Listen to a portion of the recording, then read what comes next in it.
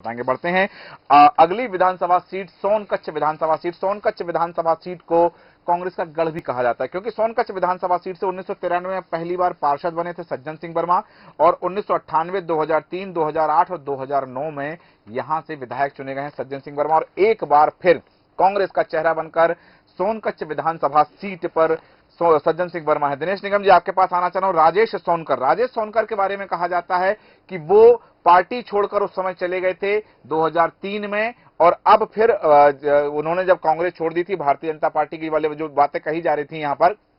कि राजेश सोनकर को आयातित प्रत्याशी बताया जा रहा है, तो राजेश सोनकर सज्जन सिंह वर्मा के लिए कितनी बड़ी मुश्किल बनने वाले हैं, कितनी बड़ी चुनौती बनने वाले हैं? देखिए क्या है, जहां तक सोनकच्छ का सवाल है तो सोनकच्छ के बारे में मैं ये कह सकता हूं कि सज्जन सिंह वर्मा ने बहुत लंबी राजनीति करी है उस क्षेत्र में, बहुत लंबे अरसे से उस क्षेत्र से जुड़े हुए हैं, और उन्होंने निरंतर जनता के बीच रहते थे और वहाँ के लोगों से उनका आदान प्रदान बना ही रहता था। और सबसे बड़ी बात ये, दूसरी बात क्या है कि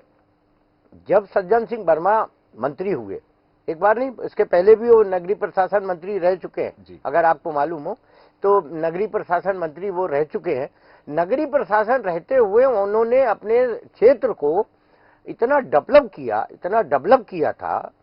कि वो एक, मुझे अच्छी तरह याद है, उनके एक पीए हुआ करते थे चौहान, तो मेरी हमेशा उनसे बात होती रहती थी, तो वो बताते रहते थे कि आज साहब ने अपने क्षेत्र में आज ये करवाया, आज अपने साहब ने अपने क्षेत्र के लिए इतनी योजनाएं स्वीकृत कराई। तो वो निरंतर जो है वहाँ सक्रिय रहे, और वहाँ मुझे ऐसा लगता है कि जैसे अगर अपन राघवगढ़ के चुनाव की बात करें, तो राघवगढ़ का रिजल्ट आम जनता के सामने है कि क्या होगा। अब ये बात दूसरी है कि अपन मुंह से कहें या न कहें,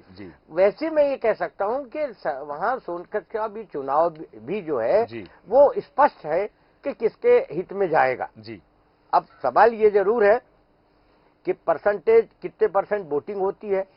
हार जीत का परसेंटेज क्या रहता है, ये सब 2000 अपने दिसंबर 3 के बाद सामने आएगा। लेकिन स्पष्ट है कि वहां कौन भारी है, ये बहुत स्पष्ट है। हाँ, ये ठीक है कि सज्जन सिंह वर्मा चूंकि इस सीट से चुनाव लड़ रहे हैं, तो और वो क्योंकि लगातार कई चुनावों से वहां से जीतते आ रहे हैं, और वहां क्षेत्र के लिए उन्होंने जो कार्य किए हैं वो भी जनता देख रही है, और इस बार क्या परिणाम देगी, क्योंकि वहां जो प्रत्याशी हैं वो बताया जा रहा है कि बाहर से आए हुए प्रत्याशी। अब भारतीय जनता पार्टी ने किस रणनीति के तहत क्या सोच करके उनको वहां से उतारा, और वो कितनी बड़ी चुनौती बनने वाले हैं, और चुनाव को, परिणाम को कितना प्रभावित करेंगे, ये चुनाव परिणाम हमें